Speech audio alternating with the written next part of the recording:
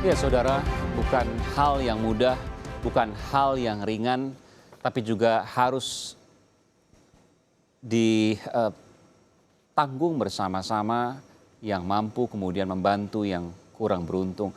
Dan saya mendengar Pak Menko bahwa saat ini kita harus menghadapi tingkat kemiskinan warga di Indonesia bertambah.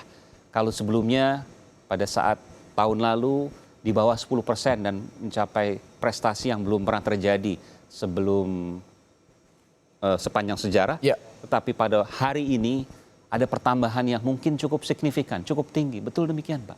Pasti itu saya kira, bisa dipastikan. Banyak Cuman orang kita yang miskin saat ini. Ya, kalau Bapak Presiden menyebut miskin kagetan itu. Miskin kagetan. Ya, jadi tiba-tiba mendadak jadi miskin, semula tidak, gitu ya. Bahkan orang yang tidak tergolong hampir miskin, tiba-tiba langsung terjun bebas menjadi miskin. Kalau yang jumlah sebelumnya kurang lebih sekitar 9,6 nggak salah. 9,6 juta ya, kurang lebih 9,6 juta. Ya. Sekarang pertambahannya berapa, Pak? Itu yang belum bisa kita prediksi. Tapi pasti naik ya, pasti akan bertambah. Sampai 2 kali lipat atau kurang atau bahkan lebih? Mudah-mudahan tidak sampai. Saya kira tidak sampai kalau 2 kali lipat. Ya.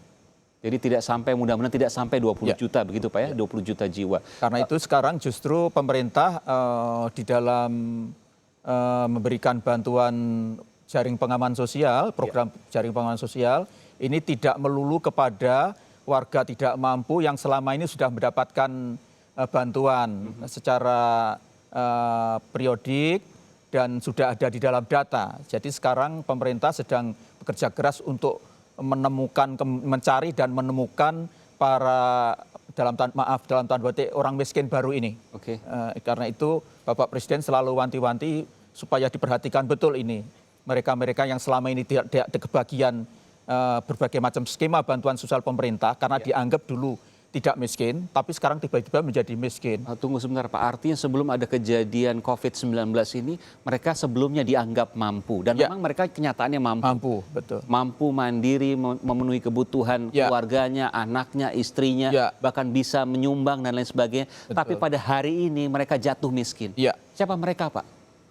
Terutama ya kalau di secara ekonomi mereka kelompok UKM ya, mereka yang bidang usaha ekonomi, misalnya pedagang kecil, keliling, mikro, ya misalnya pedagang keliling, jualan makanan di warung-warung, warung-warung, kemudian bakso, kemudian juga mungkin pengemudi ojol, ya ojek online, penjual pakaian juga ada mungkin ya. Betul. Kemudian yang mereka yang jualan di pasar, di pasar-pasar tradisional itu adalah merupakan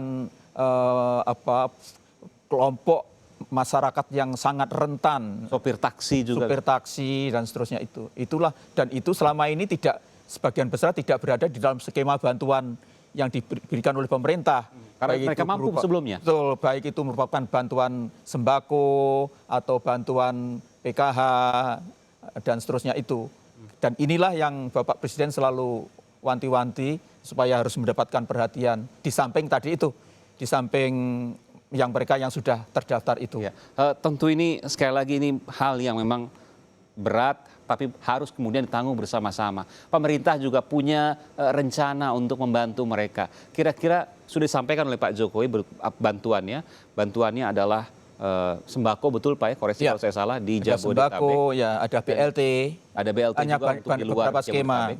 Nah, itu kapan akan diberikan dan bentuknya seperti apa? Apakah mereka harus punya akses dengan bank atau diberikan seperti dahulu lewat kelurahan, RT RW langsung seperti BLT misalnya?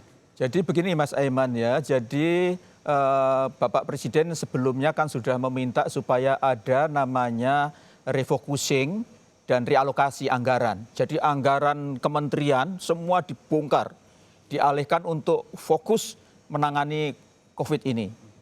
Di samping untuk kesehatan, terutama untuk bantuan sosial, layanan sosial.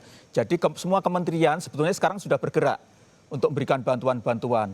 Kemudian sekarang ditambah lagi ada alokasi anggaran sekitar 110 triliun, yang itulah yang nanti Bapak Presiden meminta supaya dalam waktu dekat harus segera diselesaikan. Jadi sebetulnya sekarang juga sudah bergerak semua kementerian, termasuk Kementerian Sosial sekarang juga sudah menggunakan anggarannya yang ada di kementerian untuk melakukan itu, gitu. Tapi kemudian nanti akan ditambah lagi dengan anggaran 110 triliun itu untuk digulirkan. Dan Bapak Presiden memohon supaya meminta tadi pada rapat kabinet menginstruksikan paling tidak harus minggu ini harus sudah mulai Minggu ini harus disalurkan. Ya, tentu saja tidak bisa langsung serta-merta, Ya, pasti ya. harus bertahap, terutama tadi itu. Yang untuk penambahan.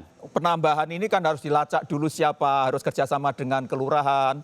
Tadi Bapak Presiden menginstruksikan sebaiknya dengan kepolisian, karena polisi mungkin akan lebih tahu tentang kondisi masyarakat di situ untuk ikut membantu mengumpulkan data-data masyarakat yang sangat tidak beruntung nasibnya selama ini. Dia selama ini tidak mendapatkan bantuan dari pemerintah karena sudah dianggap mampu, tiba-tiba kemudian terjun bebas menjadi. Jadi yang tidak dibantu dulu yang sudah ada datanya, karena Ya. sudah ada jalurnya, tinggal Ya. kemudian dikirimkan bantuan. Sementara yang perluasan ini masih dalam deteksi. Tapi juga sudah sebagian sudah terkumpul, terutama untuk wilayah DKI. Oke. Dan ini sudah mulai merambah ke wilayah Jabodetabek. Nanti akan segera kita lakukan.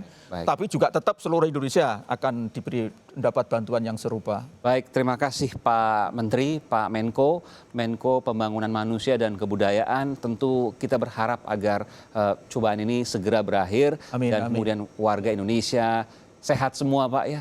Ya. Dan kemudian bisa seperti sedia kala bekerja, kemudian membangun, memberikan nafkah kepada keluarga dan juga berkontribusi pada negara. Ya. Terima kasih Pak Menteri Koordinator Sama-sama. Pembangunan Manusia dan Kebudayaan Pak Muhadjir Effendi telah memberikan informasi. Kami tunggu kemudian bersama-sama dengan media juga untuk menginformasikan informasi terbaru. Betul, mohon terkait dukungan apa dari yang- media untuk semua menginformasikan kebijakan-kebijakan. Memang tidak mungkin serta-merta diterima oleh masyarakat. Seperti yang terjadi hari ini misalnya penumpukan penumpang di beberapa tempat. Ya. Ini harus dimaklumi bahwa karena baru begitu diberlakukan. Tapi insya Allah masyarakat kita sangat kooperatif, sangat sadar betul bahwa ini ancaman nyata dan sangat berbahaya. Ya. Perlu waktu saya kira mungkin 1-2 hari nanti akan segera teradopsi kebijakan-kebijakan itu. Baik, terima kasih Pak Muhadjir Effendi, Pak Menko Sama-sama. PMK. Mas Imam, Terima terima kasih.